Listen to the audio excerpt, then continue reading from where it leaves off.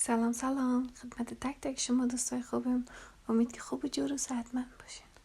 من هستم دوست نوتان. بر من ولکم، خوش آمدید بگوین، بخاطر که من امروز نو وارد یوتیوب شدیم دیگه. قسمی که میبینین امروز با یک روز برفی بسیار سرد آغاز کردیم که کابل مشاهد دومین برف امسال بود. و اینجا که میبینین از قلب فقیر خود ما براتون ویدیو گرفتیم که آفتاب پشت ابر چقدر قندون معلوم میشد و یک پرنده آمد که فضای عکاسی ما کاملا تکمیل شد. از اینجا رفتیم فروشگاه افغان چینا که خودتون میفهمین که چقدر مشهور شدن. دیگه گفتم باش که ما هم بریم ببینیم که چه خوردنی ها هست اینجا که همگی میگن. رفتم دیدم که واقعا عالی بود.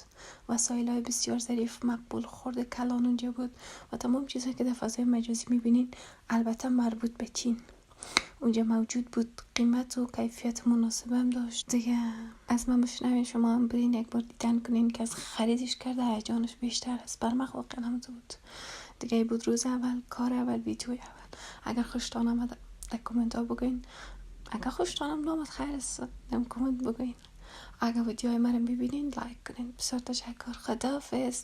دوباره میایم با ویدیویی که از کابل خود ما میگیریم.